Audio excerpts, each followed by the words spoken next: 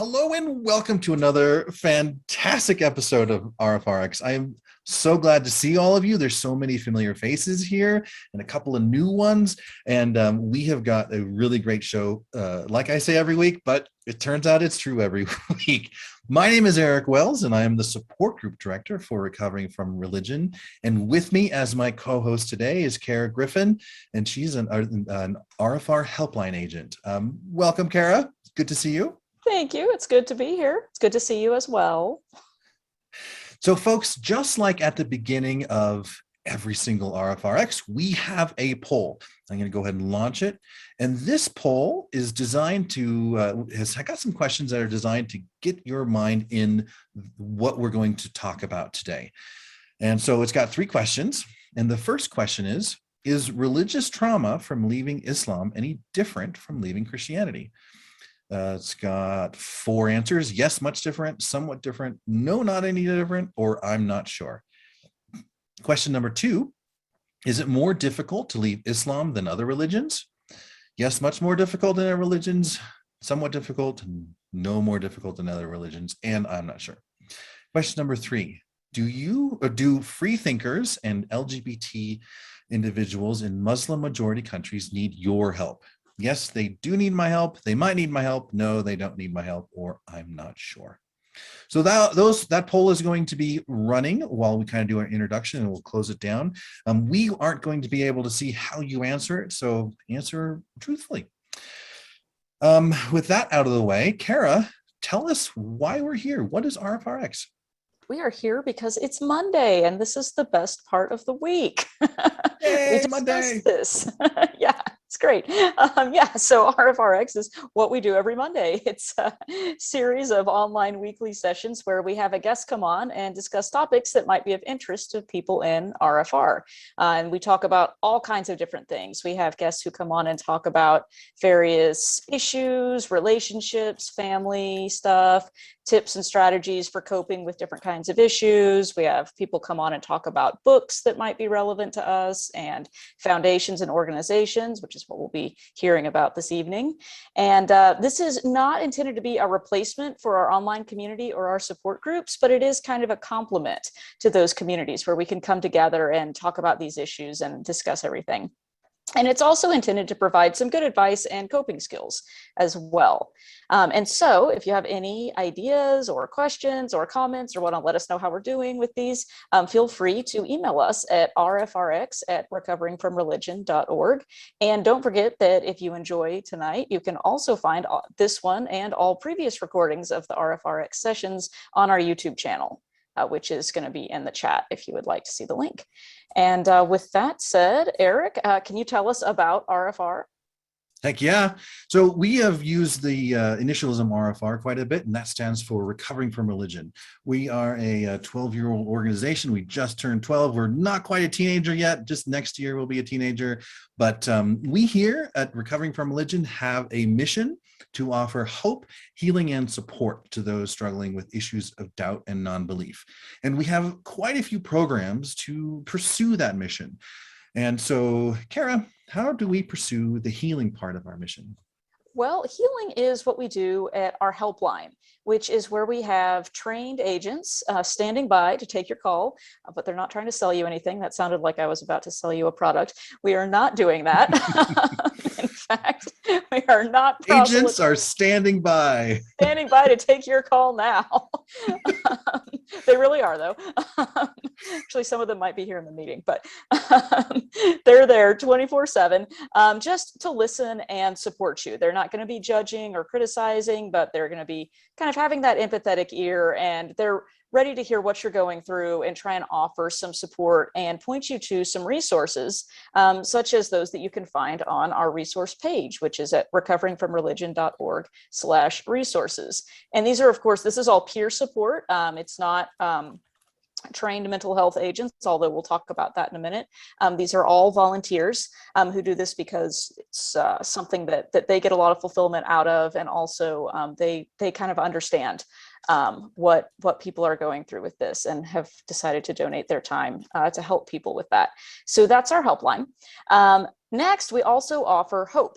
And we do that primarily through sharing and listening to personal stories. And we do that in our blog and our podcast. And kind of the idea behind that is just that we're all in this together. We're all going through different things, similar things sometimes, and hearing how other people might have made it through a tough time or experienced a certain thing and made it through, kind of can sometimes give people a bit of encouragement and support.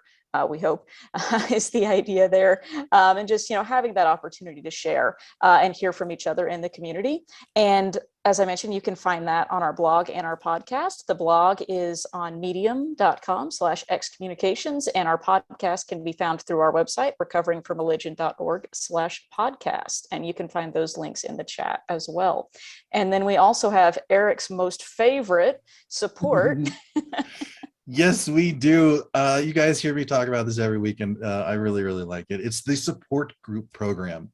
These are face-to-face in-person meetings. When we're coming out of religion, there is oftentimes an existential crisis. Like, oh, I need some answers now. I need to talk to somebody now. Somebody's safe. And that's sort of like the emergency room, and that's kind of how I see the helpline is. The support groups, however, is kind of the long-term maintenance. Once we've kind of dealt with the crisis, we want to see like a general practitioner, a regular doctor, and I feel that's kind of how the support groups are. We come in, we share what's been going on with us, what we're struggling with, kind of, even if we feel safe enough, comfortable to express the trauma that we've gone through, or even bring our doubts to the meeting. And our support group hosts are fantastic. They're so empathetic. They're great at creating a safe space where those kinds of conversations can be had, where normally you may not feel comfortable. I may not feel comfortable talking to my religious community about some doubts that I have or some trauma that I've had in the past. I may run the risk of them sweeping it under the rug or something. So we have 62, and we're soon going to be starting a really special one that I'm excited to talk about, probably next week or the following one, not quite yet. But we have 62 groups around the world, and you can find the nearest one to you at our website. I'm going to go ahead and drop that link in the chat.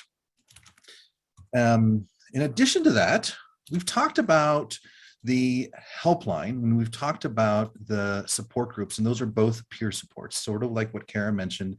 None of us are professionally trained in the RfR training to diagnose medical conditions or mental issues, or even to really give advice. But there are times where we need like a specialist, an oncologist or a urologist or rheumatologist, someone that doesn't practice general medical knowledge, but something specialized. And that's what we've got with the Secular Therapy Project. We are able to, we have the Secular Therapy Project is where clients like myself can connect up with vetted mental health professionals in our area or even our state or country.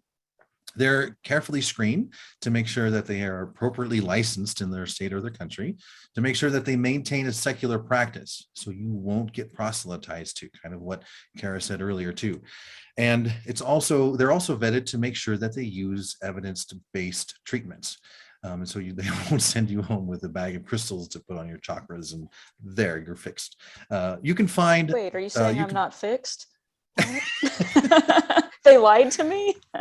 They lie to you. So you can find, you can set up an account and find a local therapist near you at seculartherapy.org. What we really need, if you are listening to this or watching this and have a good therapist that you really appreciate, suggest that they apply for the secular therapist. We can always use more therapists as well. So, and not only is this person helping you, but has the potential to help many others as well. All right, so we have talked a lot about a bunch of different programs and how it's RfR has kind of been formed around the needs that people have when they're doubting or coming out of religion. One other need that they have is community.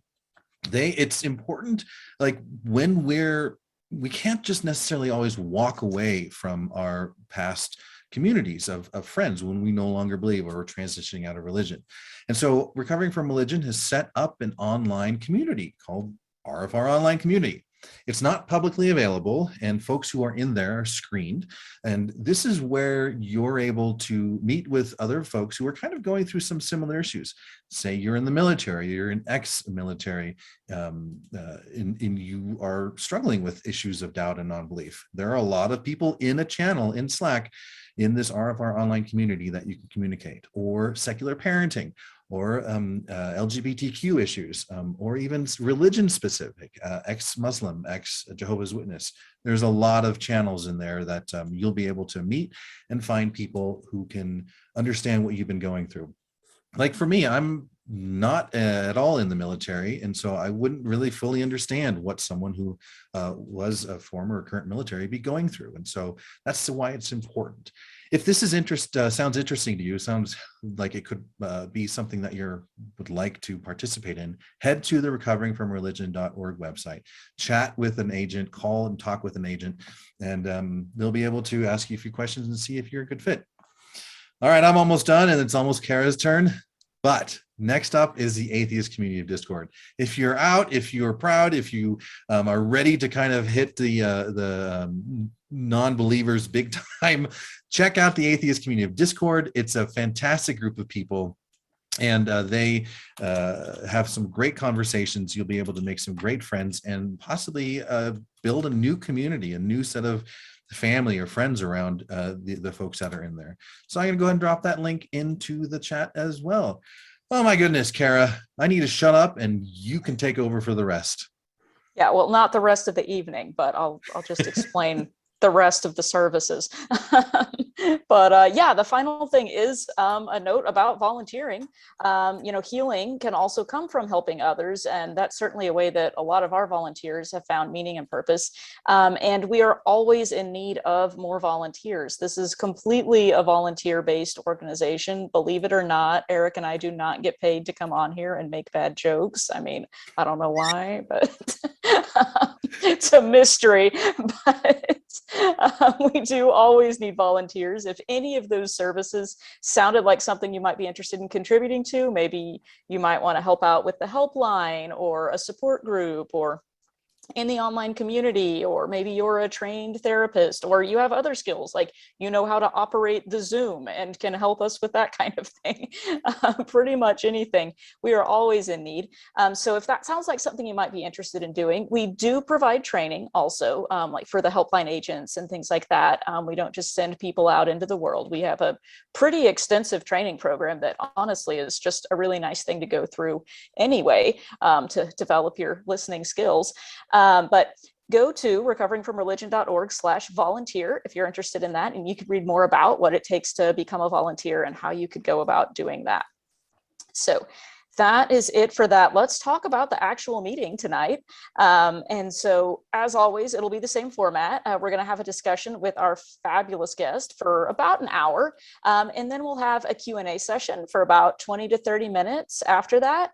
And so during the talk, if you have questions that you would like to have addressed, be sure and type them into the chat. We'll be collecting those so that we can talk about them at the end of the discussion. And then, we can go through more if people have more questions after that as well, for as much time as we have. And then after that, we'll have some closing thoughts from the infamous, the fantastic Dr. Darrel Ray. and I hear they're going to be really, really short. He's hardly going to talk for any time at all, as usual. It sounds just like him, yeah. Right?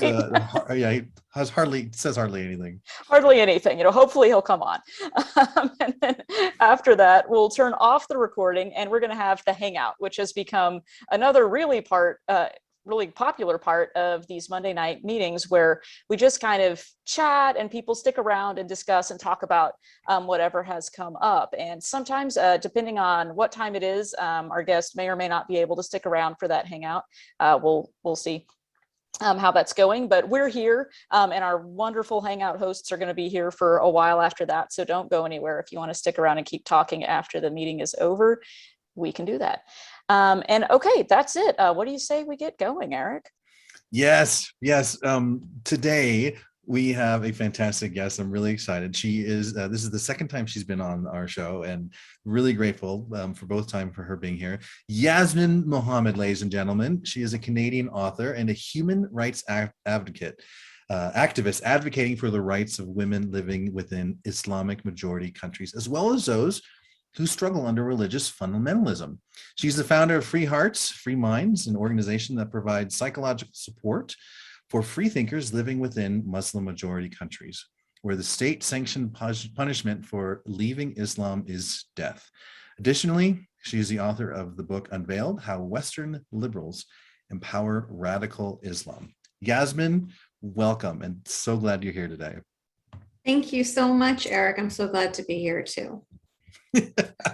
So we're here to talk about your foundation, Free Hearts and Free Minds. First off, why isn't there a comma in there? No, but tell us, what is Free Hearts, Free Minds? What's the whole mission? Why are you here this evening? Well, Free Hearts, Free Minds. So the Free Hearts part of it refers to any folks from the LGBT community, Free Hearts. So unfortunately, in about a dozen countries across the world, it is punishable by execution to be part of the LGBT community. Of course, it's criminalized in over 70 countries. So that's still a really big issue that needs to be addressed. So that's the Free Hearts part. And the Free Minds part is referring to free thinkers, specifically in the Muslim majority world, people who have denounced the religion of Islam and again are living in countries that could execute them for that crime. And quite often we have people that fulfill both the Free Hearts and the Free Minds, you know, so they're a double at risk. So it's, you know, what we do is we provide psychosocial support to help those people in the situations that they're in, which are usually it's you know, it's crisis intervention, it's trauma, it's a lot of suicidal ideations, things like that. So by the time people contact us, they are usually at a very difficult place in their life. And I should mention that,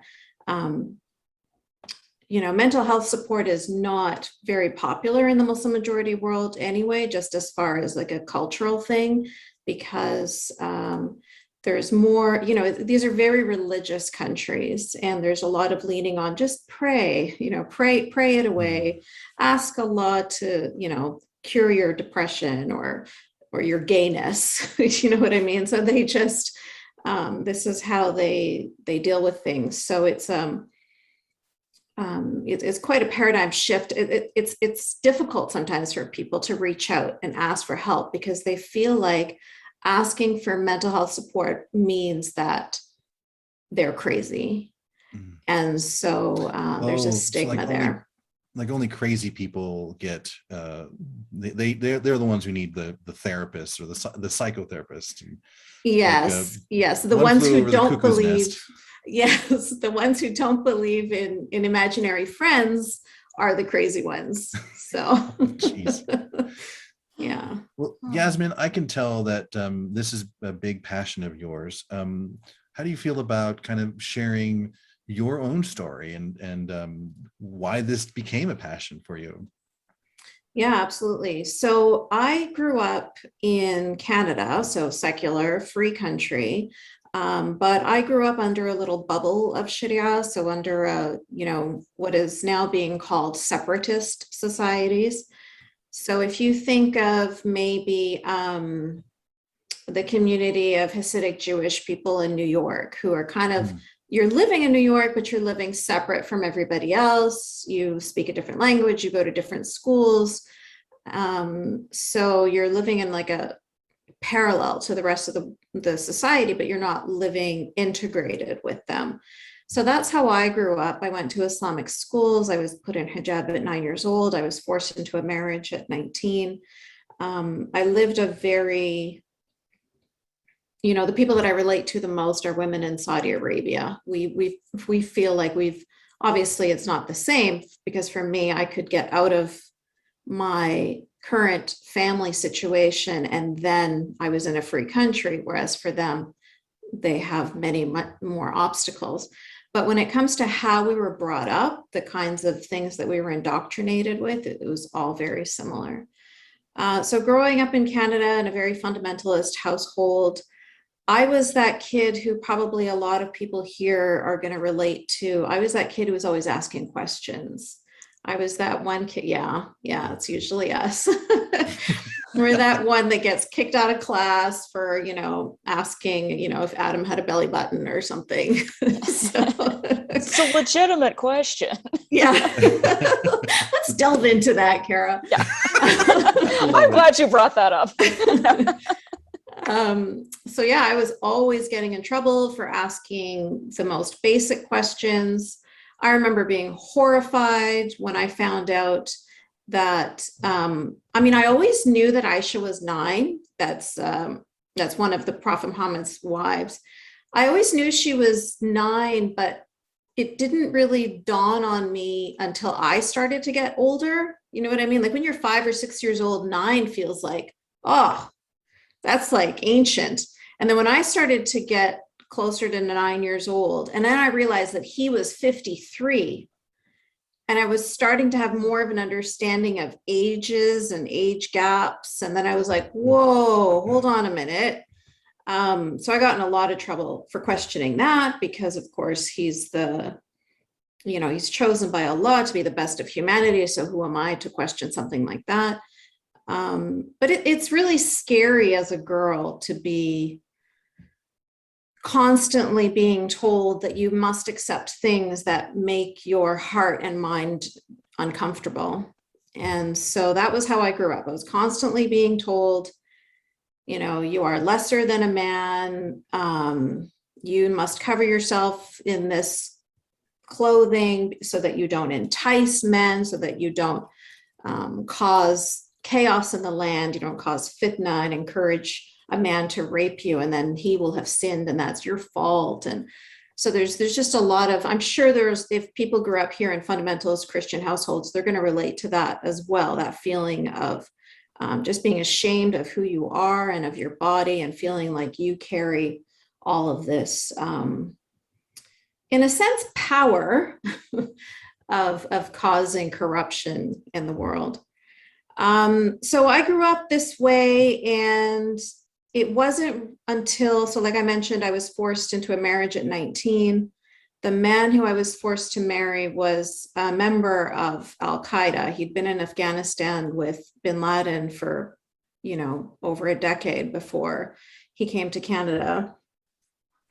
And my family chose him because they felt like he was strong enough to control me, because this was the second time they tried to force me into a marriage. Wow. Yeah.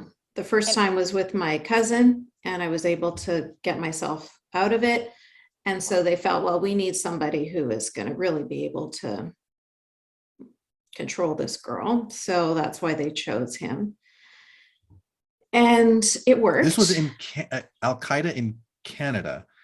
Yes. British Columbia? Absolutely. Yes. In Vancouver. So Eric, he entered the country. So he is Egyptian. He entered the country from Afghanistan with a fake Saudi Arabian passport. Like, there were so many red flags. Oh gosh. And then he was given refugee status. So he was a refugee here. That just kind of like, yes, this is a horrible situation, but to me, they had to find somebody because you were just so strong, and would not take much shit, it sounds like. And it's still a horrible situation, but it kind of speaks to your incredible personality. Yeah, well, unfortunately it worked. So he completely, he succeeded in depleting me completely. I was, he was physically abusive. Marital rape in Islam is normalized because you are told that you are his property and you are not allowed to say no to him. And same thing with being beaten by him. Again, this is sanctioned in the Quran. So my mom, being the head of the Islamic studies department at the Islamic school, she's a student of Al-Azhar University, which is the most prestigious Islamic university on the planet. And so it was very important that I understand the source of why I have to accept these things. Because I was I would fight and push until she'd show me the ayah or show me the hadith. And then I had nothing. What more could I fight? This is the edict straight from Allah, the literal word of Allah. So at that point, that's when you submit, which is the definition of the word Islam. So I submitted. He was, as horrible as you would expect a marriage to be, married to a terrorist. And I had a daughter with him. And that's when everything changed, because even though I was unhappy following all of these edicts, I followed them all because I was scared. I was scared of burning in hell for eternity. But there's always sort of this little hope at the back of your mind that's like, well, one day I might get out. One day I might be free. And when I held my little daughter in my arms, and if any of you are parents, that feeling of just absolute protection. You just really want to protect this child. You want them to have the happiest life. And then it dawned on me that I was going to have to put that light out for myself and put the light out for her, that she would never see freedom. She would never know freedom. And it would be even worse than it was for me, because he was talking about taking her to Egypt to get her, female genital mutilation. So to get her, I guess the euphemism for that is female circumcision, but it's a lot more than that. They take a razor and they slice off her clitoris. So he was talking about doing that. He was talking about moving to Peshawar and living with Al-Qaeda there. And so I knew I had to find strength from somewhere. At this point, I have a high school education, no support whatsoever. I'd been completely separated from any friends that I'd had, because that's the first thing an abuser does, is they make sure that you don't have anyone to lean on. And these were the days before Facebook or anything. So there was no way of contacting any friends that you'd had before. And so I felt very alone in the world, but I knew I had to somehow get my daughter out. I wasn't quick enough to get her out. And then I got pregnant a second time. And that's when I was so angry at myself that I had hesitated. I was so angry that I didn't just run out the door. And then it turned out that baby didn't have a heartbeat. And so when I was in the clinic getting DNC surgery, the nurse said to me, "You're going to be groggy because you're going under general anesthetic. So you're going to need somebody to help you with your little daughter. And so you're just going to need someone for about 24 hours or so." So I told him I would need help for a week, because I knew that he would never be willing to help me for a week. So I said, I have to go stay with my mom for a week to recover from this surgery. And I knew that getting away from my mom would be easier than getting away from him. So that was my only plan at that point, was get out of his house, go to my mom's, and then figure it out from there. And so when I went to my mom's the next day, she got up to go to work. Like I said, she was the head of the Islamic Studies department at the Islamic school. And I picked up the yellow pages and I found a lawyer, and I asked her for full custody, a restraining order, and a divorce. And yeah, she was amazing. Wow. I'm still in contact with her. Oh, that's so She's good. like, if there were angels, she is one of them. Like, she did everything. No cell phone, so we couldn't stay in contact. I could just give her, my mom's number, but then say, don't ever call this number, but this is where I'll be.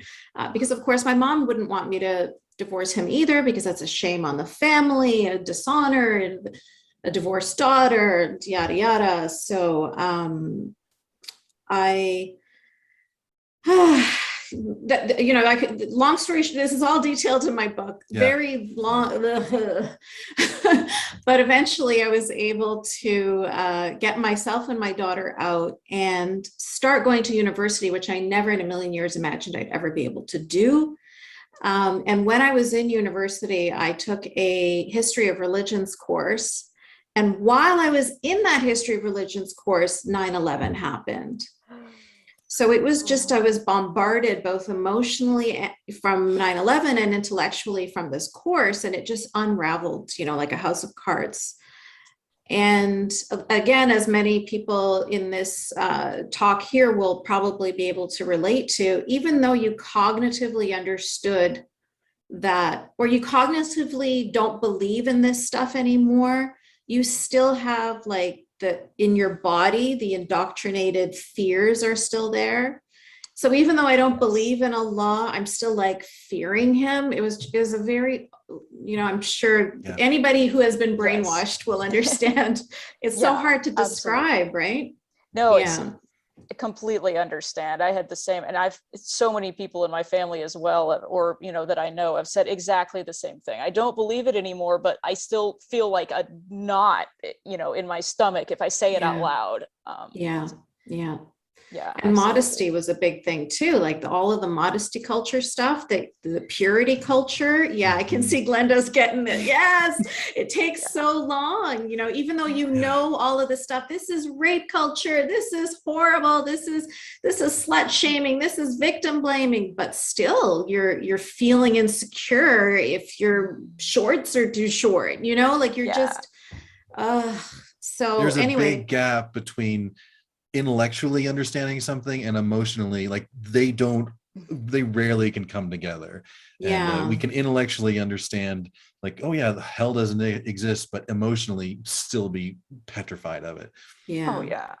Well, and to just get used to doing those things and seeing yourself in that way, and it's just something you haven't done for your whole life. Of course that would take a lot of getting used to. I'm curious as well. It sounds like you got out of this situation very cleverly. I mean, without, really having a lot of time to plan. Were you aware that you would be able to get out and, have these resources like the legal representation, the being able to go to the university? Did you think that would happen? I mean, that's a really good question. And the answer is a big, huge, resounding no. I had no idea. I didn't even know there was such thing as women's shelters.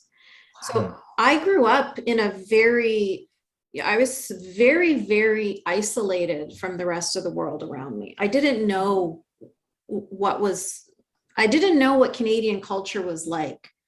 I didn't know how to, like when I wanted to rent a place and when I wanted to start riding the bus to go to university or applying for student loans or any of I had no idea how to do anything. So I had to, it was so much more difficult in the days before Google. Yeah. I didn't know how to be a mom either. I was 20. And so I was just, I didn't know anything. And being 20 or 21 as a Muslim girl who's raised in such a,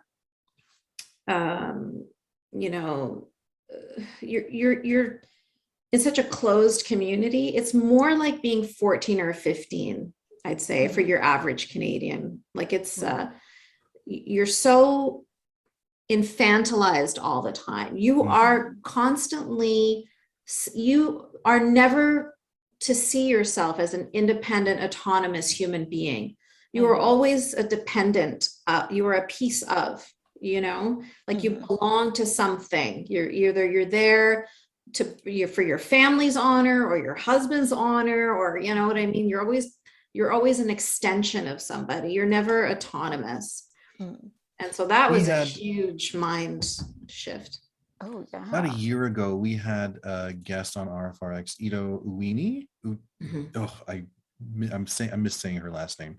And she had a similar, it wasn't quite exactly, but similar experience. And her uncle blinded her, and she told this story.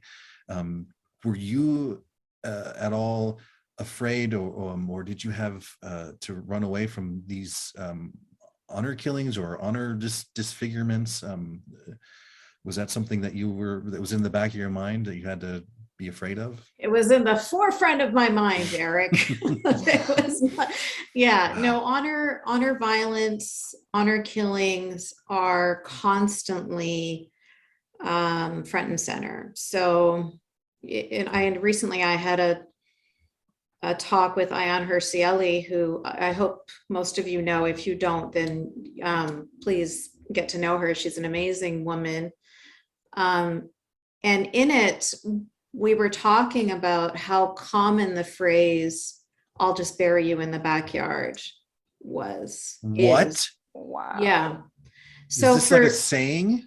It's a saying. So, I mean, she was telling me that she has spoken with law enforcement in Dearborn, Michigan, who were telling her, we know that there are bodies in all these backyards, but the amount of, like, just like the manpower that it would take to figure out to solve all of these crimes. And then you are dealing with a whole community that wants to hide the crime and that is going to support the criminals.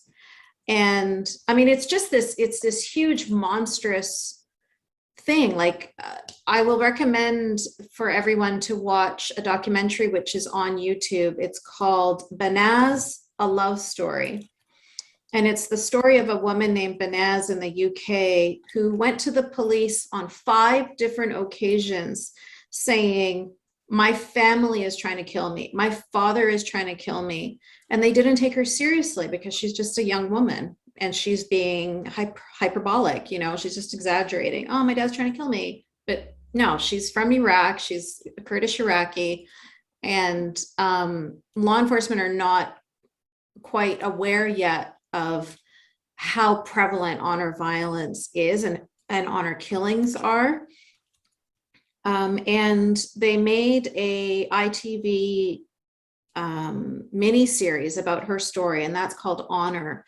And that mini series follows the detective who found Banaz buried in the backyard of her family's home, and she was unwilling to let it go. And so she chased the men who murdered Banaz all the way back to Iraq, which doesn't commonly happen. So, very recently there was a girl in Italy, a 17-year-old girl who was forced to marry a cousin of hers in Pakistan, and she refused. And she went to the authorities saying, please help me. But then again, as you might be familiar with abusive relationships, it's never really that easy to just walk away. So even though she went to authorities asking for help, her family said, that's okay, we forgive you, come back. And so she did. And the last footage they have is of her, the cameras from the building of her family walking with shovels. And the girl has disappeared and her family have gone back to Pakistan. And that's usually how the story ends. So for this one detective who chased the men back to Iraq is not common. But of course, she's an amazing woman. She wrote a book about her, about the whole story as well. But unfortunately, yes, that's something that I was commonly told, everybody was commonly told, people did disappear. And in Canada, we had honor killings. It was not unheard of. It wasn't the kind of thing that only happens over there. It happens over here, and we knew it happened over here. We had a 16-year-old girl named Aqsa Parvez who was strangled to death by her father and her brother because she refused to wear hijab. The stories are endless stories. And again, back in the day, before social media or anything like that, it was really easy. And this is what my mom would tell me. It's really easy to just bury you in the backyard and say, she's moved to Egypt. She got married in Egypt. Wow. That's it, done. Wow. And going to an Islamic school, that happened. You'd come back after summer holidays and, where's your friend? They got her married off in Pakistan. Did they though? Did they? And even if they Wow. did, I mean, it's still a horrible fate. You know what I mean? Like, I don't know which one is worse, to be honest. But yeah. So next kind of question is, what prompted the formation of this foundation? I And didn't even get to answer that. But it sounds like it's makes perfect sense. Like, I can feel your passion. If I was in your situation and came out on the other end, I wouldn't want people to go through this. I'd want to help people as much as I could. But is your story fairly common with folks in these Islamic nations or Islamic bubbles? And yes, Islamic bubbles in Western nations as well. Yeah. So that's exactly what happened. So I was quiet for about 10 years, totally petrified of he's Al-Qaeda. I don't know where his friends are. I don't know how connected he is. So my daughter and I both changed our names. We both moved out of the country. We're both like scared to death. Well, she's not scared to death. I'm scared to death for her. And I stayed quiet, got remarried, had another little daughter, living my life. And then the infamous episode of Bill Maher, where Sam Harris and Ben Affleck were the guests. Bill Maher and Sam Harris were talking about people who have denounced Islam in Egypt, or about 90% of Egyptians feel that they should be executed, because Egypt is one of the countries that does not execute you for leaving Islam. What they do instead is they put you in a psychiatric ward. So I was kidding in the beginning, but that's actually what happens in Egypt. And I've spoken to people who have been put by their families in psychiatric wards, horrific things happening to them, stuff from horror movies, because they don't believe in Allah. So there's something wrong with you. So Bill Maher. So Bill Maher and Sam Harris are talking about this, and it was this really weird moment where I felt like these men were advocating for me when I had never even advocated for myself. You know, I was silent, I was quiet, I was scared. And here they are on HBO talking about me, basically me, because I'd left Islam and my family is from Egypt. And so they were speaking of course, hundreds of thousands of other people, but I felt like I was being seen and heard for the first time in a way that I hadn't even seen or heard myself. And so I was inspired to write my book, and where I wanted to share my story, because of course the next day on Facebook, all my friends are like, yay, Ben Affleck shut down the gross and racist guys. Oh, those white American men, what do they have? They're just a bunch of, whatever, this and that. And I was just like, oh man, like, did you guys even hear what these men were saying? They didn't even hear what they were saying. They did not engage. Yeah. Thank you, Jeff. I agree. So he just jumped in and he silenced the conversation. So here I am feeling all excited and, seen and heard and validated. And then he comes along and he just shuts down the whole conversation. And because Sam Harris and Bill Maher were talking about how awful Islam was, and Ben Affleck went to. They were talking about how, as liberals who support liberal values, we need to support liberal values universally.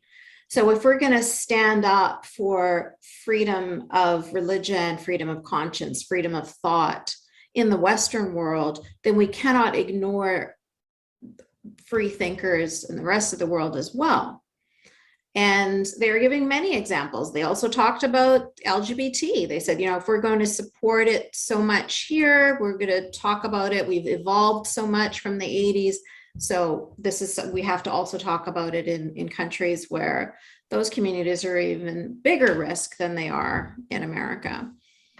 So that was their argument, is that we have to be universal in our values. We cannot just keep them within this geographic location. And so after the next day on Facebook, when everybody was complimenting Ben Affleck, I felt like, oh man, I need to speak up. Like, I'd been quiet for 10 years, but now I have to I have to speak up. I have to give my perspective. I have to give my side of the story. But I was too scared to do that. Well, that's pretty understandable. I'm going to Yes. say I probably wouldn't have written that book if it was me. Yeah. Yeah, I was too scared to do that. And I'll tell you why I wrote it, Kara, and it's related to why I started this organization. So when I started to write it, I was writing it anonymously and I was posting it on Tumblr, if anybody remembers Tumblr. Oh, yes. And I was just inundated with messages from people who were relating to my story. And I'm like, this is like from chapter 1. I hadn't even really gotten into anything yet. And they were just from everywhere in the world, you know, places I'd never even spoken to somebody from Mauritania before. And now here's some woman from Mauritania telling me reading this chapter felt like I was reading my own words, you know, and it was just, I realized that there were so many of us, we all have this shared experience, these shared traumas. But I'm privileged in that I'm living in a safe Western country where I can write about this.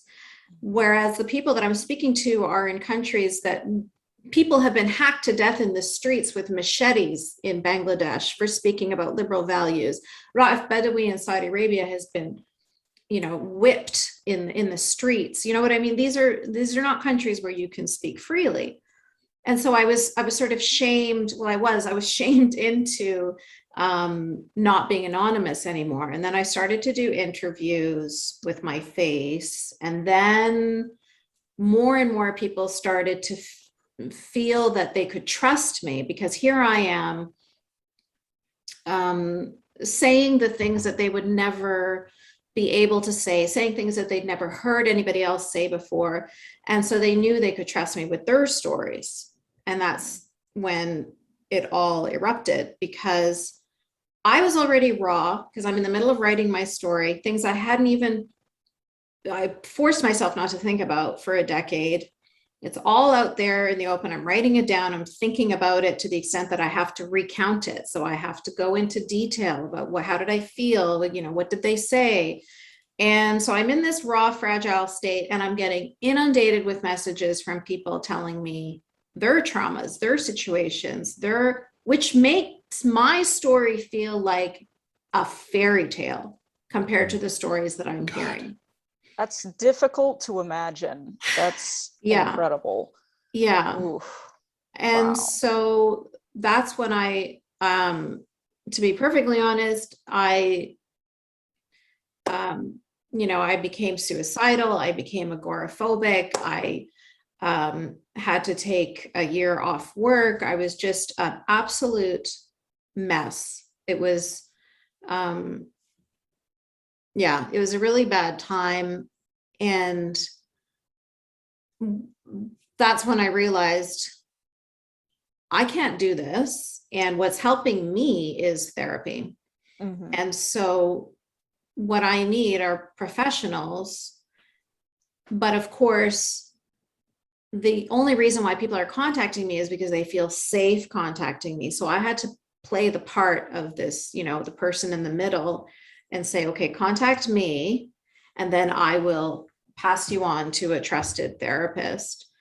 And so that's how Free Hearts, Free Minds came to be, is because I needed to make sure that the people that I was connecting them with were people that I trusted, and that they were people that I knew understood their situations, and that they were safe, because it's very, very important. Ex-Muslims are scared. They're petrified of sharing even their first name. Like they'll give a fake first name. They'll have their, it's very, very dangerous to share how you think or how you feel or who you are. I mean, we have a recent client who, she met a guy online and met up with him, and he turned out to be an undercover police officer. Oh, yeah, that was in Saudi Arabia. So that's the kind of things that they pull. sounds like these Muslim majority countries are using some Soviet tactics, some 1984 tactics to get in, to root out the people who aren't following in line. And it also sounds like, for example, your neighbors or your family are encouraged to report then, because if they don't, they're going to get hurt too. It sounds like that's kind of what's going on in these many of these Muslim majority countries. Absolutely true. So not only is it a police state, so they're afraid for their own skin, so they're going to tell on their family member, because just in case it comes out that they knew and they didn't say anything, they're going to be in trouble. So all of that's true. And then also on, Judgment Day and hereafter, for the rest of eternity, you're going to be suffering, because you must love Allah and his messenger more than your own family. So your loyalty has to be in the right place. It really is a cult mentality. So again, people in this group who grew up in any kind of fundamentalist religion will understand that cult, us and them mentality. And it's very, very, so it's what's the word that I'm looking for? Like they get you to police yourself. Basically. They get you to police yourself, and also their love conditional. That's the word. I don't know, just pop in my. It's very, very conditional love. Yes. So your family will only love you as far as you are following the rules. You have to be part of the group. So yeah, I've seen this in like Scientology documentaries when they talk about leaving, like easily they'll just like cut off ties with their father or their sister or their brother or their kids. Even it's easy to do because your connection with your family is subordinate to your connection with your cult leader, whatever. And that's such an interesting point that you make too, that if it's at the family level, this isn't even just a conversation about something that's happening in Muslim majority countries. Like your experience happened here in North America. I mean, this could be anywhere. Have you noticed, with your client base? I mean, you have people from all over? I mean, all over. There are others in your situation as well, right? Yes, we do have people from all over all the time, and they really. That's part of the reason why we have therapists that we work with who are, they have their own private practices so if I get a message from somebody in Sweden, I'll say, well, I can't help you at Free Hearts, Free Minds because we support people in Muslim majority countries. However, I can recommend that you contact this person who understands your background, understands your predicament, understands your culture, and is willing to support you. So we do work with a lot of therapists who have their own private practices for different situations. Sometimes it's because somebody needs more help than we're able to provide. So, if it's somebody who has got bipolar disorder or something like that we are not, it's so difficult to do that kind of work via Zoom. And then of course there's medications involved too. And sometimes, quite often, we get Muslim people contacting us. That's very common as well, because there's nobody in their family or in their friends groups they can communicate with. They don't feel safe. And so, but they're in this space where they are doubting their religion and they're angry about a lot of the misogyny and stuff like that. But at the same time, their feelings are going to get hurt if somebody says, fuck Muhammad. So it's not a good fit either. So we recommend private therapists for them. So there are some instances where we rely on therapists with their private practices. Wow. So it sounds like Free Hearts, Free Minds is really here to connect the people the people in Muslim majority countries who are struggling with both mental health issues and just need some regular counseling and therapy, to connect those with the people who can do that. And how many people do you you have like a list of these people, or is it, and if so, how many people do you guys help every month or every year on a regular basis? Well, not nearly as many as we would like to. So we're limited, of course, by our funds. And so we have a very long waiting list, which is, it's probably got one person from each of the 50 Muslim majority countries. It looks like the UN. We get a lot of people from Saudi Arabia and Egypt. So those seem to be our two top countries. So we're talking on your list of folks who need help that aren't getting able to get help at the moment, like in the realm of 60, 75, close, getting up to 100, it sounds like. Yeah. And you just said there's 50 Muslim majority countries. I had yes. no idea. Yeah, it's the second largest religion on the planet. So people always talk about Islam as if it's a minority group. That's not true for Muslims. That's true for Jewish people. They're only like 2% of the planet or something. But that's not true for Muslims. So yeah, that's important to note. They are very powerful politically because of those numbers and because of all of those Muslim majority countries. And so that's what makes it really scary to speak out. Because there are a lot of people that are going to be pushing back against you.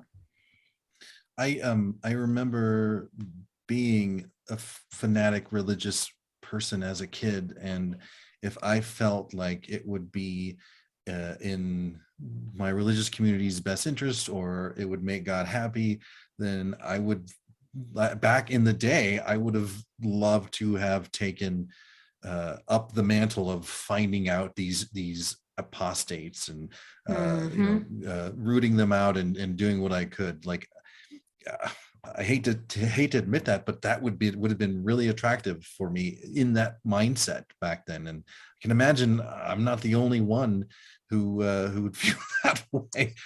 No. in that mindset. No, and thank you for that honesty. Unfortunately, there are a lot of people that are in that mindset still, and who feel like it is their duty to please Allah and to get heaven, and so rooting out the evils of people like me who have chosen to leave the religion. We never chose to be Muslims. Yeah. We were never asked, I was born into a family that told me, you are Muslim. This is how you have to think. This is how you have to feel. This is how you have to be. So it's not even that we changed our minds. It's just that we used our minds for the first time and said, I don't want to be a part of this group. And the punishment for that is execution. You're given 3 days to repent. And if you don't repent within those 3 days, then you are to be executed. So there's certain arguments that happen within the Islamic community because people like to say, well, it's different interpretations. The only interpretation is how we will be killed. That's where the arguments happen. Yeah. The argument. That's quite oh my God. Yeah. That's quite the distinction. Yeah. And I mean, that's similar to like what's happening in Afghanistan today is like I don't even, it's so gross to talk about these things. It just, but like the arguments that they're having right now is how should we kill gay people? Should we burn them alive? Should we throw them off the top of a building? Should we stone them to death? Like these are the discussions that they're having with their new government, trying to figure out what's going to be our new policies in our new country. So yeah, there are a lot of people that want to do that. And that's Ayaan Hirsi Ali, who I mentioned earlier in the podcast, is somebody who did a short movie with Theo van Gogh, who is the grandson of Vincent van Gogh, in Holland. It was like a short, like 15 minutes, where it's called Submission. She talked about how Islam treats women. It was very artistic. And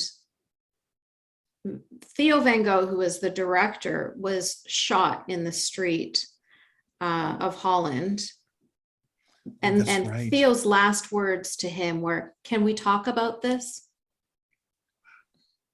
And Clearly not. no, you can't talk with people like that.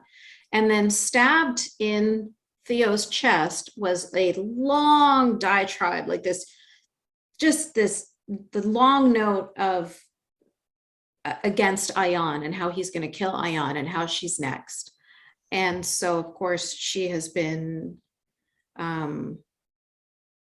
she's under security all the time. She's got 2 children. You know, it's a dangerous world to be public about these things.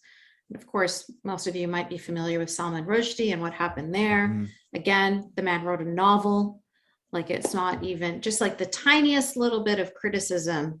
You're all familiar with Charlie Hebdo, drawing a cartoon, what can happen to you. Yeah. So the more we are silenced, the more terrorism works. And of course, people in all of the countries that we're helping, in these 50 Muslim majority countries, they must be silent. They have to. They have. There's no question. They should be silent, because it's incredibly unsafe.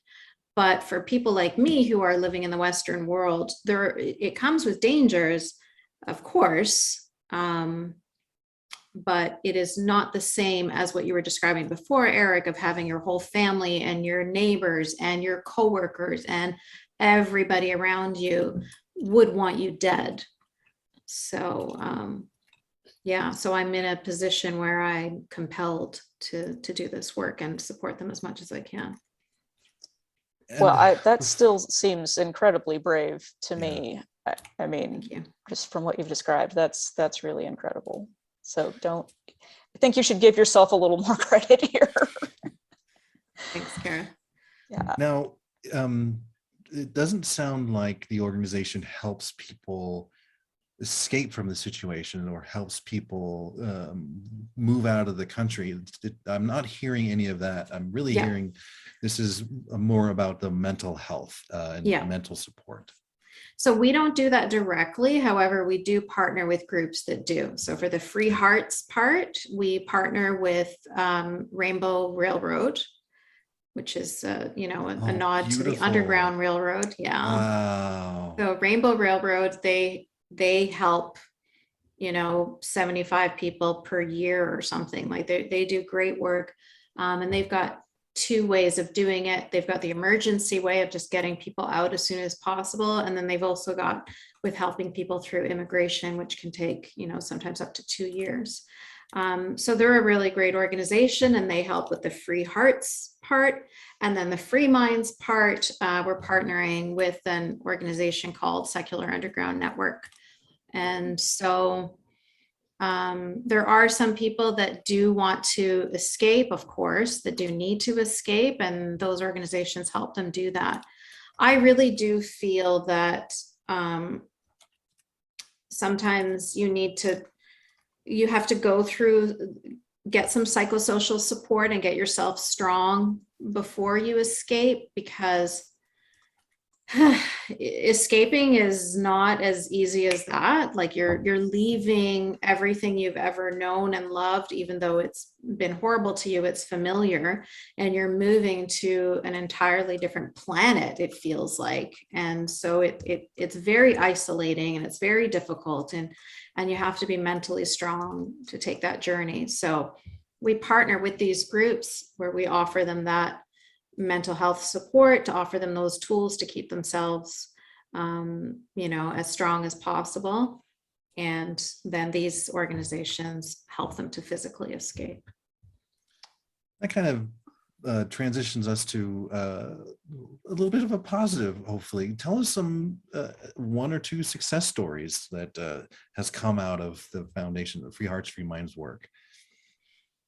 We have Obviously, a lot of stories, thankfully. Yeah, you may not be able to say people's individuals' names for obvious reasons, but yeah.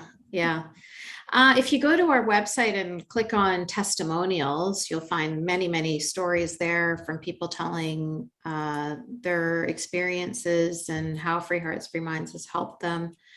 Julia Sweeney has this great TED Talk. She's on the CFI board of directors, and she's connected with one of our clients for Bangladesh, and she's going to write a book about his story because she was like just absolutely could not believe how difficult and intricate it was for him to just say, I don't believe in this religion anymore, you know, because it's something that she went through, and it's something that she knows so many people that have been through, and she just couldn't believe how difficult it was for him. And of course, because a lot of my advocacy is for women, because women under Islamic tyranny have it so much worse than men.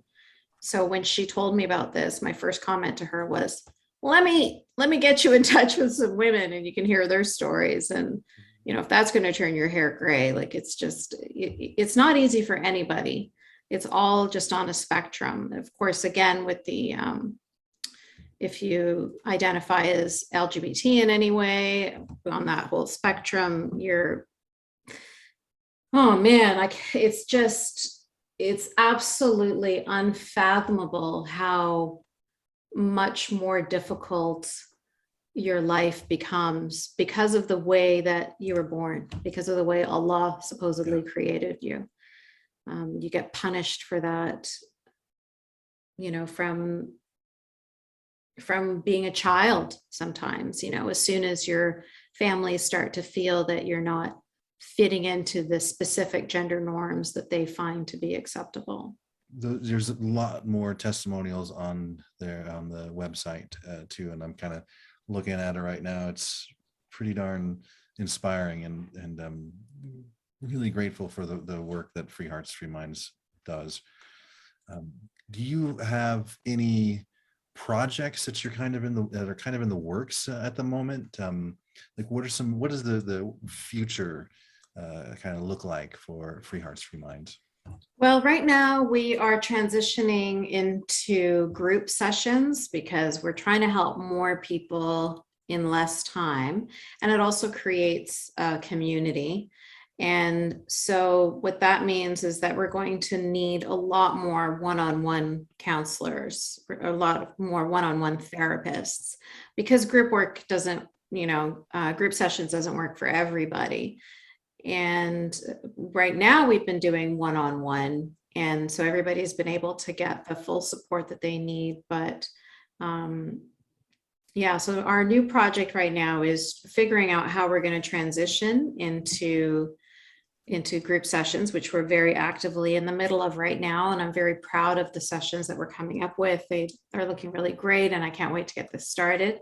But I'm also really nervous about having enough therapists who are willing to support our clients. Now we have a little trouble doing that for two reasons. Number one, very depressingly, because of COVID. And so therapists are just inundated with clients because this is a very difficult time for everybody. And so it's hard for them to find time in their schedule to do, you know, more work. And the second reason why, well, there's three reasons actually. And the second reason why is because there are so many cultural components. There's so much to understand that some people feel that it's too heavy, it's too difficult, there's too much that they would have to learn before they would be able to support our clients. And the third one is fear.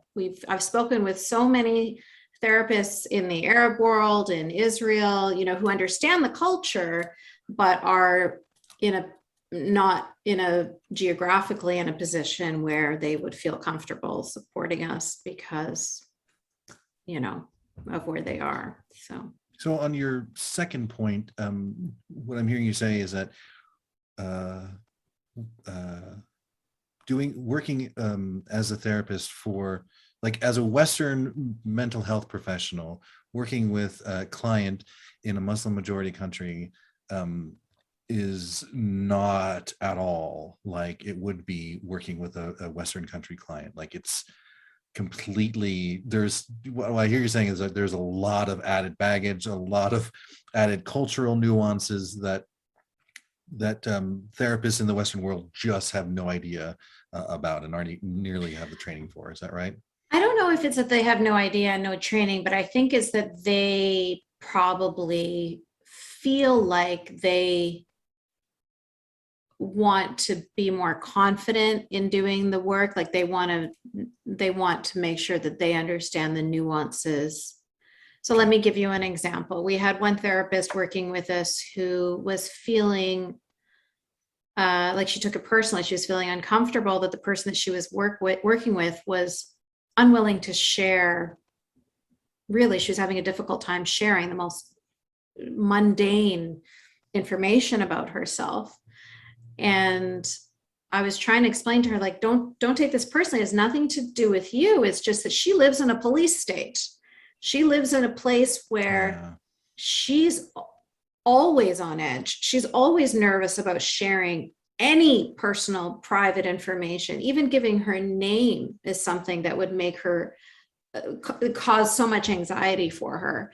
So it's just that there's so many things that they're unaware of. And I think that if they want to feel confident in supporting their clients, they want to know that, you know, that they want to know that they feel confident doing that. That's the feedback that I've gotten, is like, there's a lot of things there. There's a lot of nuances that I need to understand more before I can feel more confident doing this work. So. And so it sounds like the biggest, you know, of course, the foundation needs money, and folks can definitely go and donate. I assume through website, your website or Patreon, but or PayPal. Okay, great. But you also, the foundation also needs therapists who are willing to take on these challenges. What kind of therapist would you feel like would be great for this kind of work?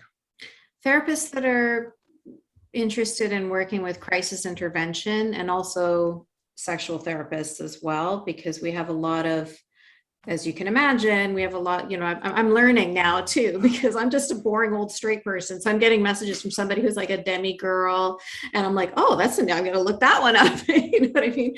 So we need therapists who are understanding of the, I guess, the specific needs and traumas of somebody who is having to hide their identity. I mean, it's from everybody around them, and the self-hate that comes with that, and all of those issues. So sounds like such a tangled, it feels like in Christmas Vacation when Chevy Chase hands his ball of Christmas lights, okay, now untangle it. It just sounds so tangled, and I could see if I had something like that, it would take a lot of trust for me to be able to even speak and come forward with a stranger with a first session or even a second session. Yeah, people use fake names when they tell me their stories all the time, and then they'll, like 2 years later, they'll send me an email and be like, actually, my name is really this, you know. Like, so. Yeah.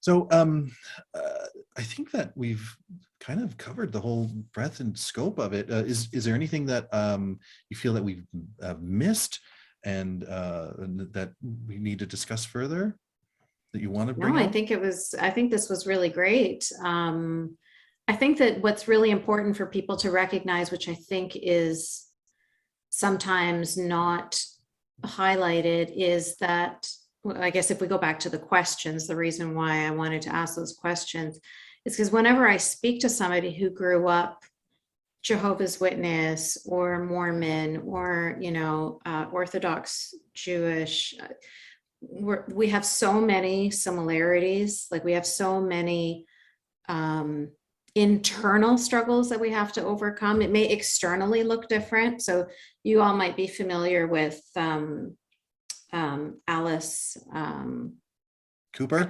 Alice Gretchen. No, Alice Gretchen, who wrote a really good memoir about her experience leaving fundamentalist Christianity, evangelical Christianity. And the way we described it when we were talking to each other is like, I wore niqab, which is covered head to toe in black. You couldn't see anything but my eyes.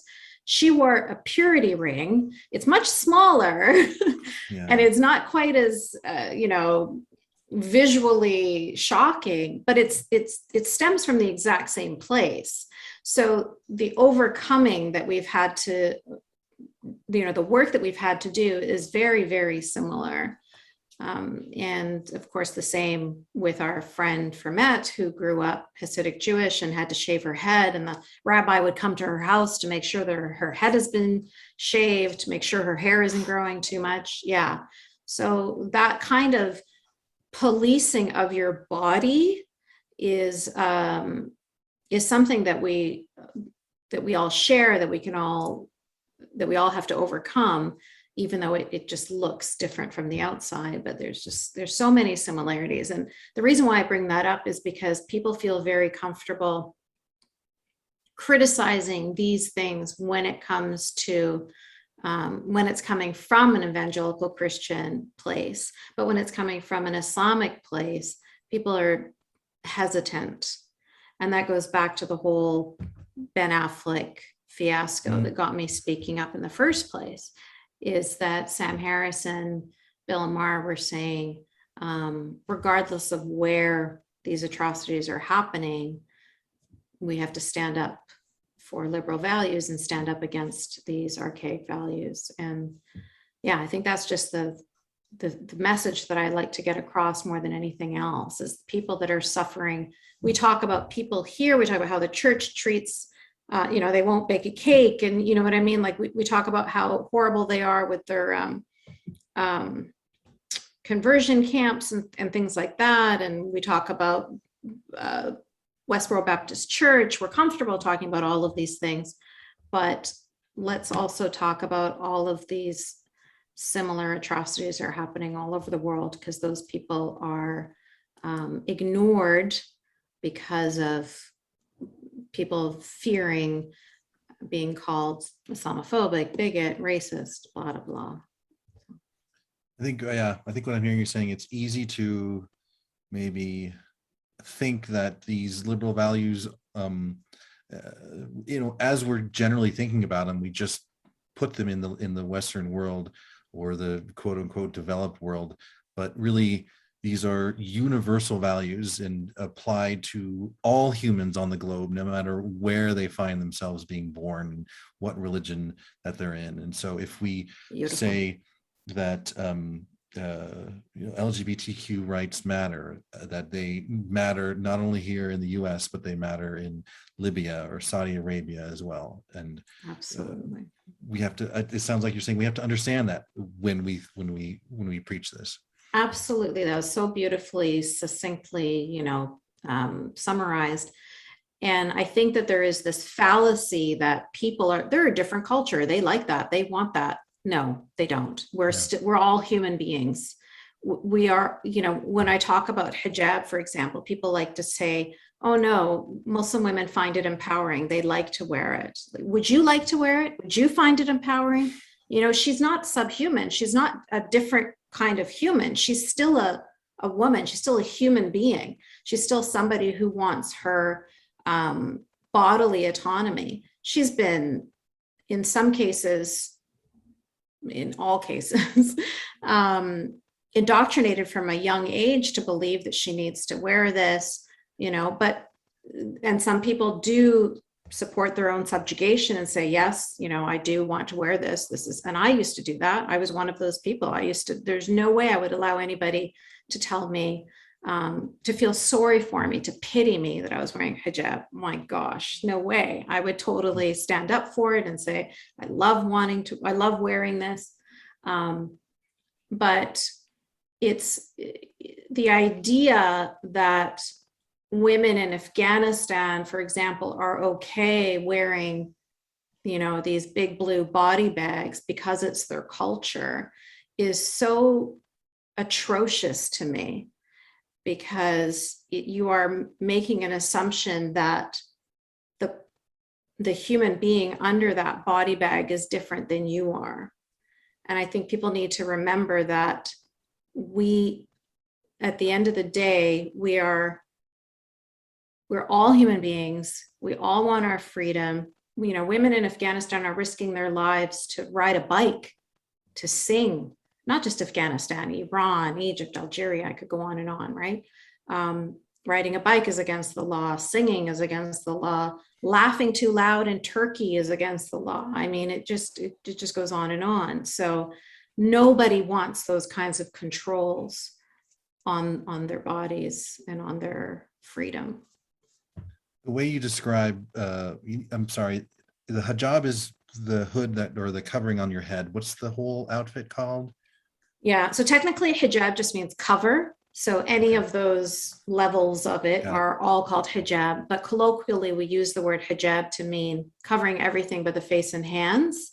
And the only reason why we do that is because that's the most popular way that women cover. You described it as these women are living in body bags.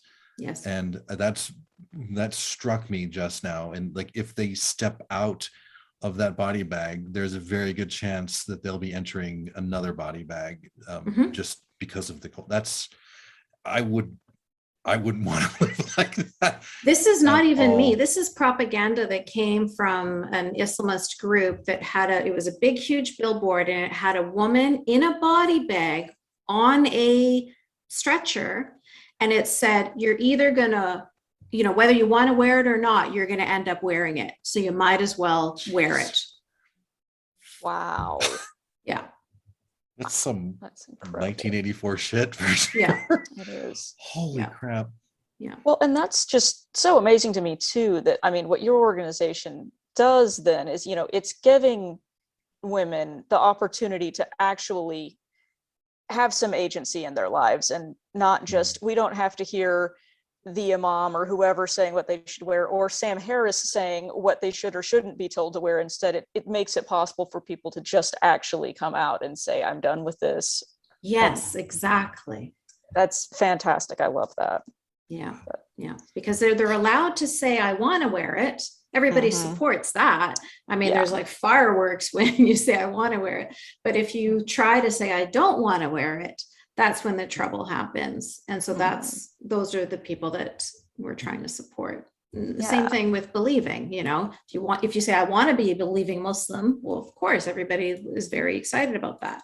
If you say, well, I have doubts, or I don't want to believe in this, well, now you've put your life in danger. So yes, absolutely. It's just about freedom.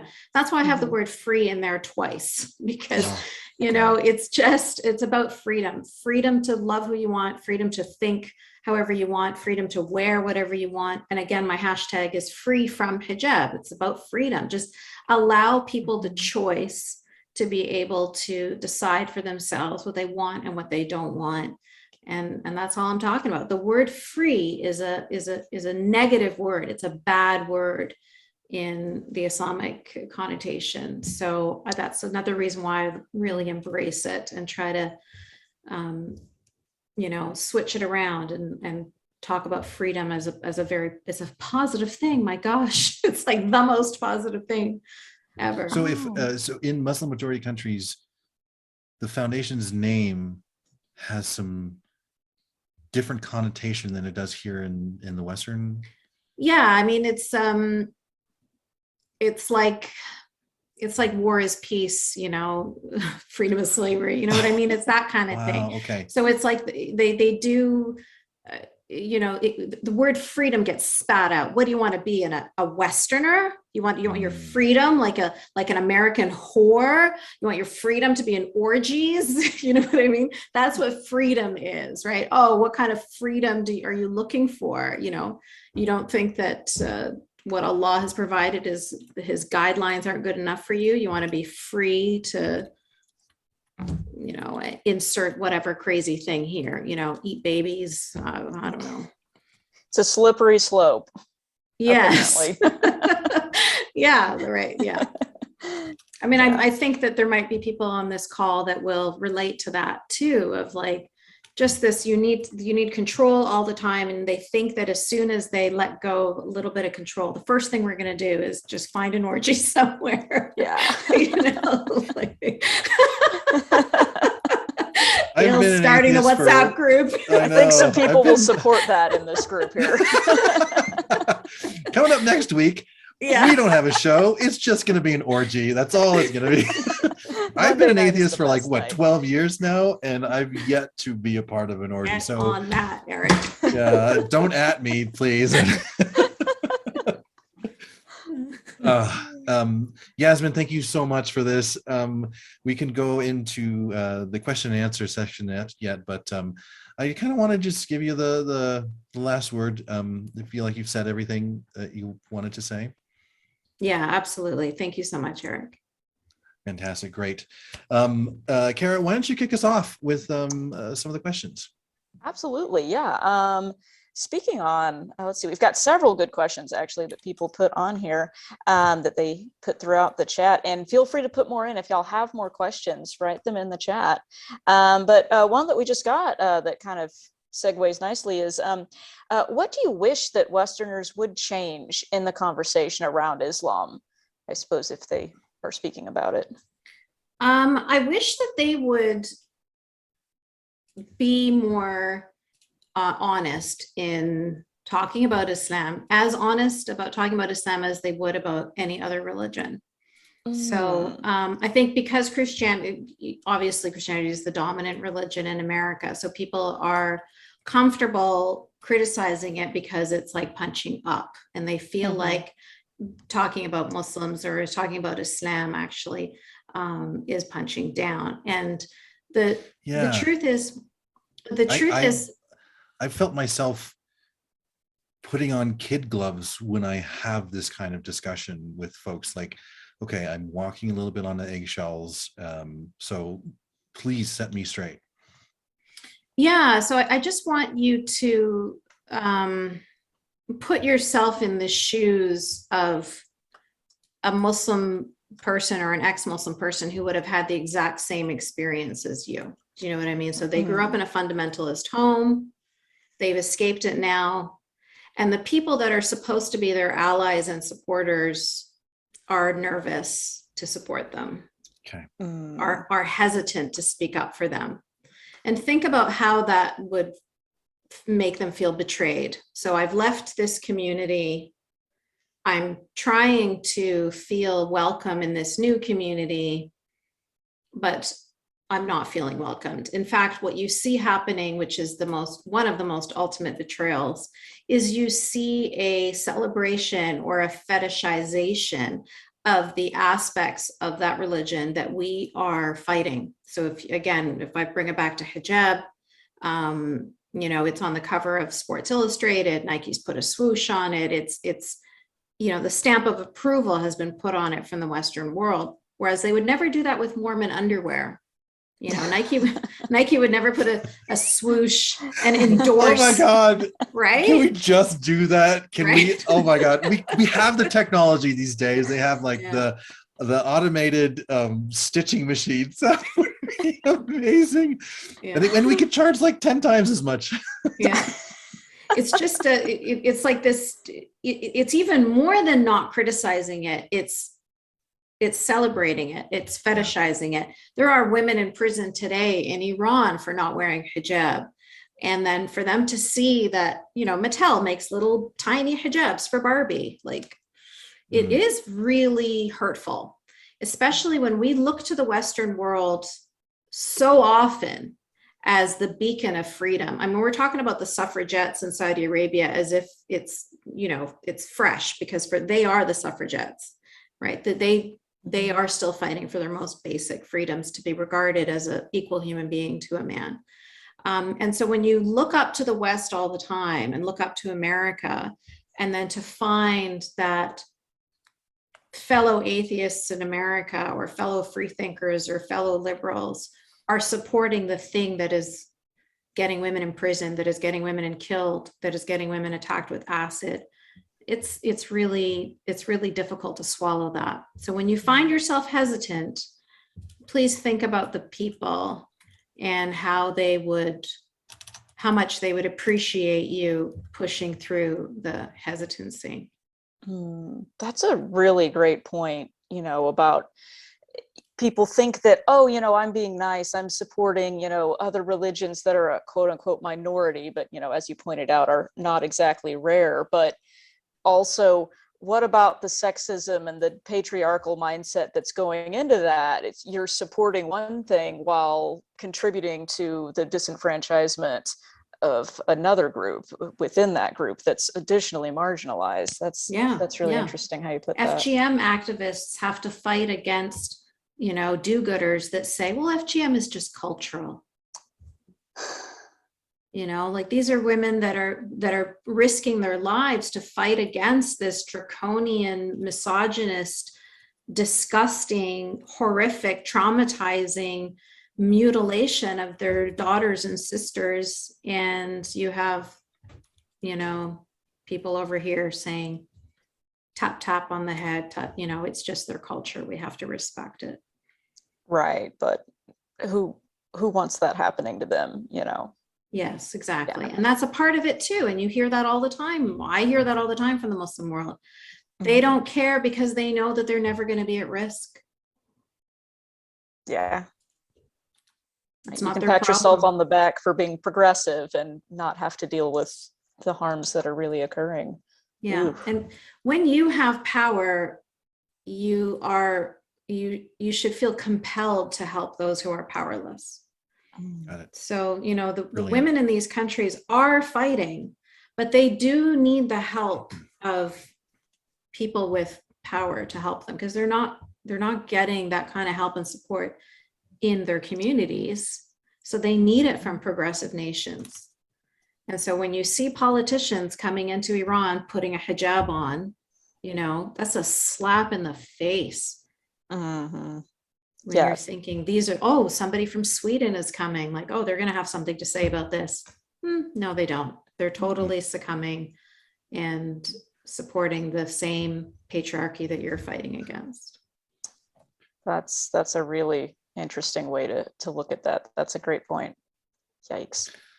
Yasmine, we kind of talked about how just the human experience is universal across the world. And one of the questions sort of touches on that, which I think kind of goes to the root of what Free Hearts, Free Minds is all about. How do you cope with the fear of being found?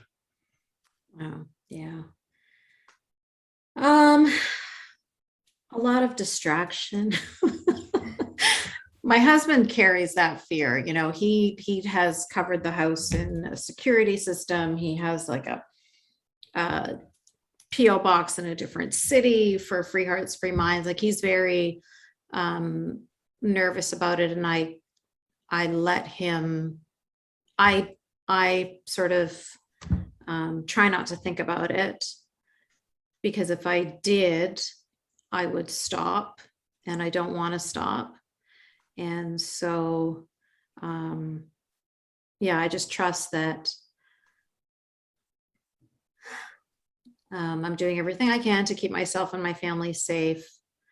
And I really, really strongly feel that if people are silenced over there, and if we silence ourselves over here, then there will be no one left to talk.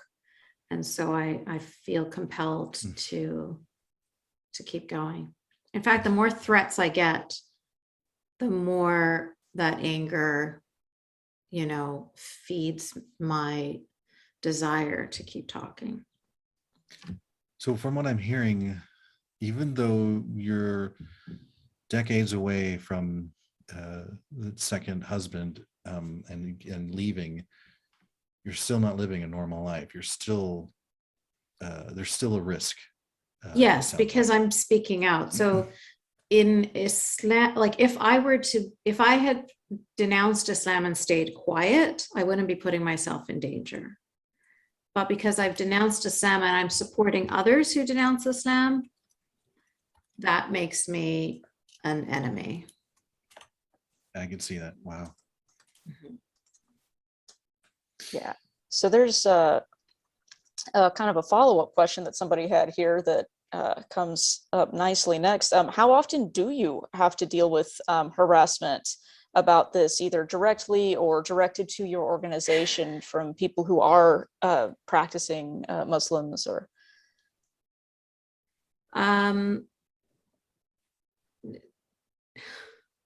Daily, multiple times per day.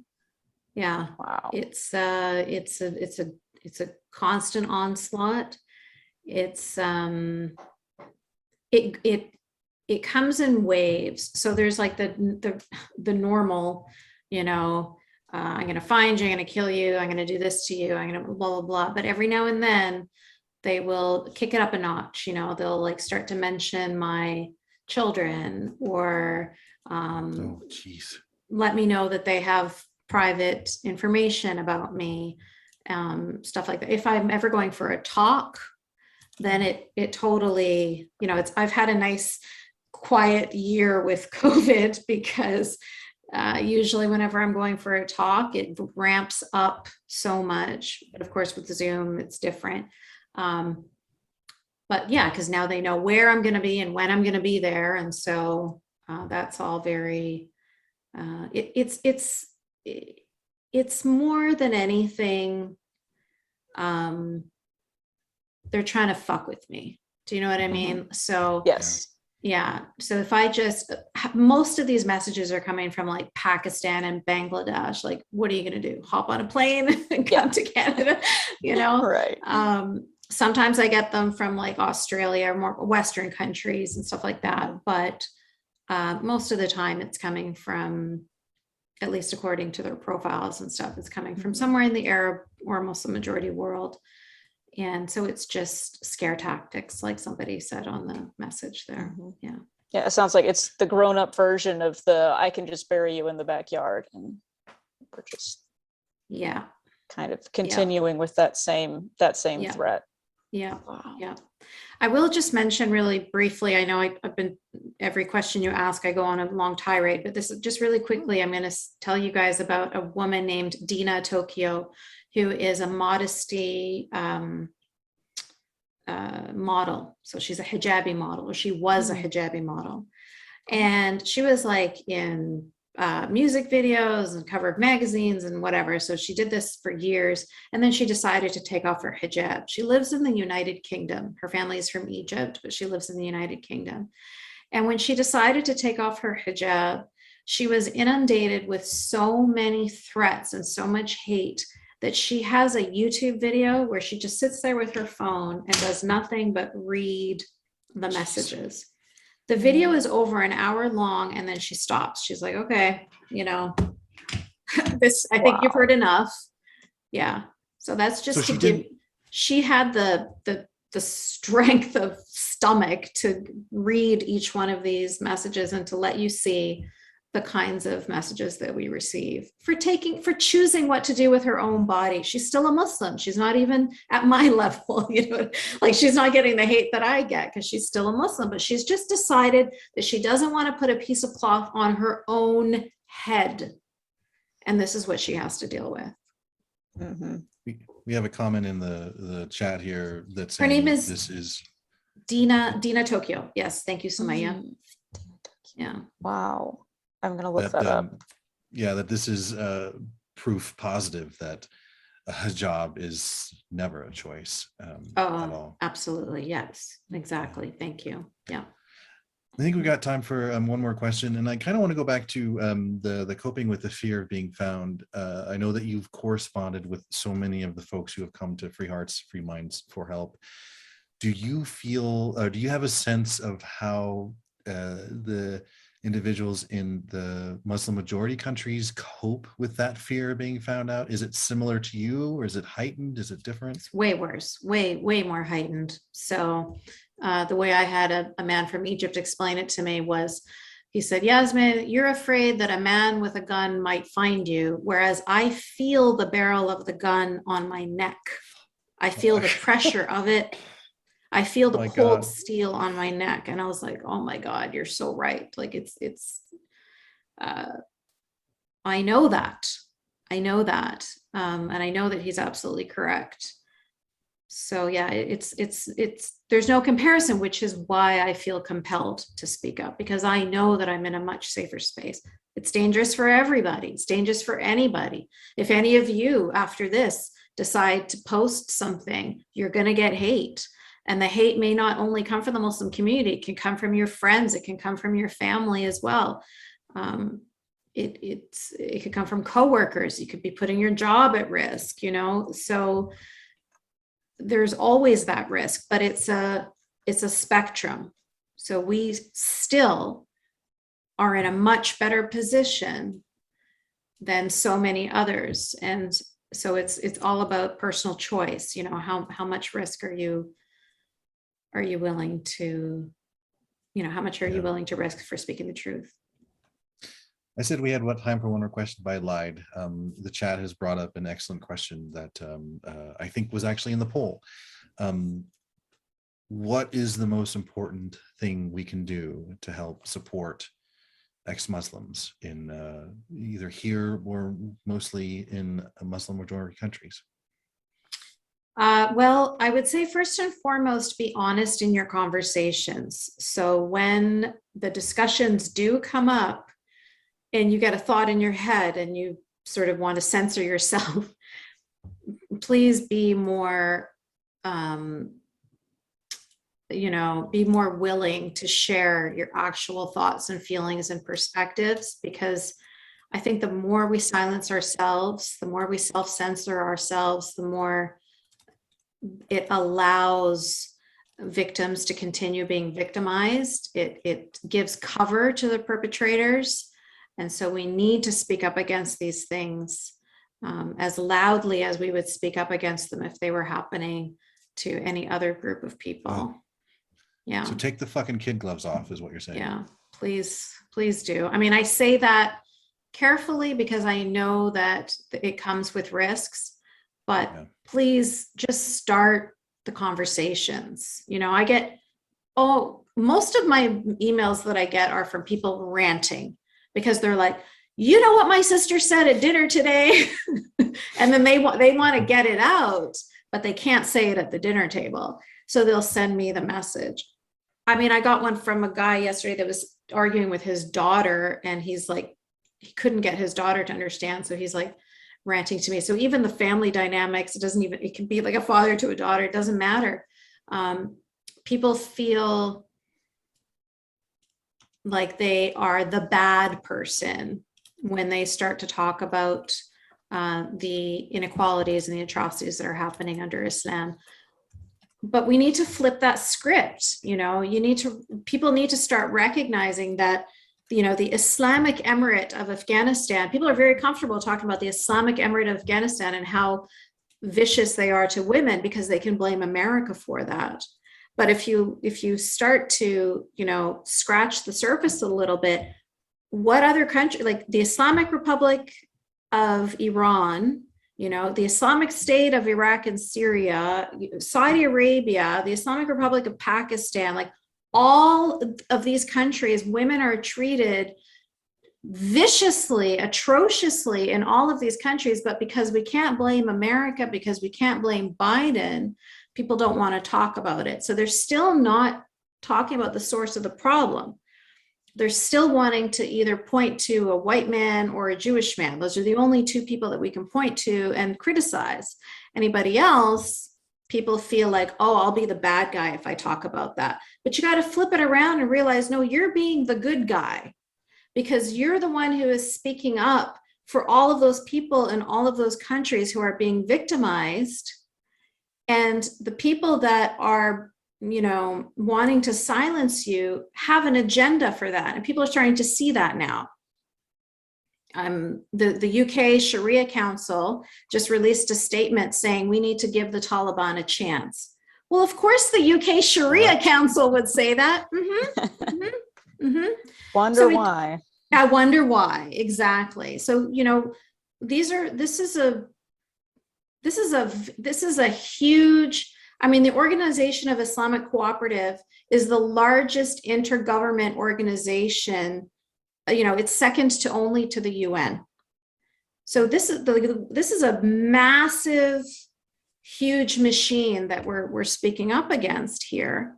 And so we need everybody's voice. We need everybody to be, everybody who's thinking and feeling that they want to to speak up in support of people that are fighting in those countries, then just please do so. Yasmine, thank you so much for being with us here tonight. This was an eye-opening discussion, and even though we did have the Islam session almost a year ago, I still learned so much, and it was a great reminder that to get out of my Western-minded thinking and look over the globe at those people suffering and struggling in the Muslim majority countries. Thank you so much for bringing that to the forefront of my mind again. My absolute pleasure. And I want to get everybody to please give a huge round of applause and a what to Ian Bellis, who is here. He is one of our volunteers at Free Hearts, Free Minds. His video is off, but he is an amazing man, and he is there he is. Thank you so much, Ian, for all of your help and support with our organization. You know how much I value you, and I hope everybody here celebrates you for the wonderful human being that you are.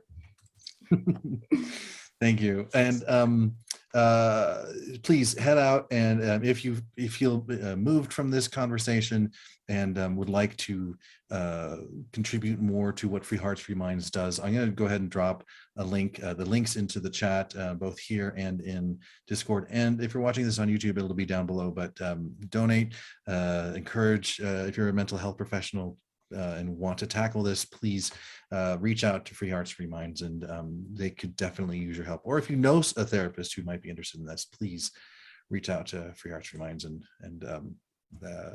help out. You can definitely hear the need.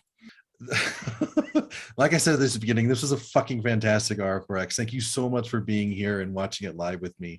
I really appreciate it. Kara, tell them what's coming up next week. Yeah, absolutely. It's going to be a hard act to follow, I have to say. This has been one of our more inspirational talks. So really, thank you so much, Yasmine. This has been very fantastic. And next week, we're also doing another Foundation Spotlight episode with Oasis, with Nikki Actipis, and just a little blurb about that with Oasis. Since 2014, Kansas City Oasis has provided a community for secular families, believing the human experience is better when it's shared. And their goal is to cultivate an environment where you will find new friends and a place to belong, regardless of your beliefs, gender identity, or sexual orientation. Their core values define the community and help shape their interactions with each other, society, and the world. People are more important than beliefs. Hey, that sounds familiar, Eric. Human hands solve human problems. Reality is known through reason. Meaning comes from making a difference and being accepting and be accepted. So that will be next week. We're going to hear from them about that. It sounds like it's going to be a really interesting show as well. So definitely join us for that. Same time, same channel, same place. And just another reminder, all of our previous RfRx recordings can be found on our YouTube channel, including this one as soon as we get it edited and up there.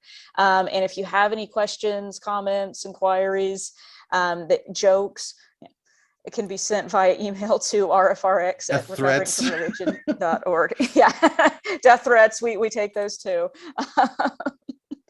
We're laughing, but really, if you have serious communication, you can send it there. And also our blog at medium.com/xcommunications, and our podcast, recoveringfromreligion.org/podcast. And don't forget to follow us on the social media. It really helps us out. And Eric, if you want to describe that. Go for it. We're all over the social medias. Help us, if you can't donate or aren't able to volunteer, interact with us on social media. We're on Facebook, we're on Twitter, we're on TikTok, we're on Instagram. In fact, every now and then some snippets from this RfRx are thrown up on TikTok as well. So I've dropped the links into the chat, and for you on YouTube, the links will be in the description as well. In addition to that, we've got a newsletter that comes out every so often. Again, keep in mind, this is a 100% volunteer-ran organization, so we got to work around our real lives and schedules. And the newsletter contains news that RfR is coming up with RfR, like our fall excursion that's coming up. It also talks about recent blogs that have been published or recent videos. RfRx videos, and it also contains the resources from these discussions as well. So if you're interested in signing up for the newsletter, there's a link in the chat and in the description. All right, I'm going to go ahead and pop up here the feedback poll. We'd love to hear your feedback, kind of see where it helps us kind of guide and plan RfRx in the future to see if you like it and don't like it and what have you. So that's going to be going up, but I'm going to bring on the founder and president of Recovering from Religion, Dr. Darrel Ray, and he has some closing thoughts for us. Dr. Ray, what have you got to say? Yasmine, thank you. Thank you so much. Thank you for doing the first one you did, because I think we all benefited from that. But this was order of magnitude even more intense, I think, in some ways. From the very beginning of RfR, we have had ex-Muslims coming to us. So I am thrilled to have an organization like yours to be able to recommend and for more resources. So we're always looking for resources from the Muslim world or ex-Muslim world. I will just say that in terms of RfR, though, we are about to hit the final lap before we get into our excursion. So I think I talked to Shannon yesterday. I think we've only got three seats left, or maybe, I don't remember, 3. Anyway, we're getting close. And I did my birthday fundraiser where I'm going to turn 39 again this year. And it's not there yet, but we met my goal for a birthday fundraiser. So thank you for anybody who donated to my fundraising goal for RfR. It was for the excursion to supplement people who need help coming. So since I met my goal, I'm going to turn around and say, if you have extra spare cash that you would give to RfR tonight, don't do that. Give it to Free Hearts, Free Minds. Send it to them tonight, because we met our goal. We now have roughly enough money to do what we need to do on the excursion, and I'm thrilled that we've got such great donors and volunteers that make this all possible. And Yasmine, you'll be interested to know that Alice Gretchen is going to be one of our keynote speakers. She's like our featured speaker at the excursion this year. So we're thrilled about that. All right, I was told by Eric to shut my mouth as soon as possible, so I'm going to get out before Kara kicks me out. Thank you. Good job tonight, everybody. And again, thanks a lot, Yasmine, for coming tonight.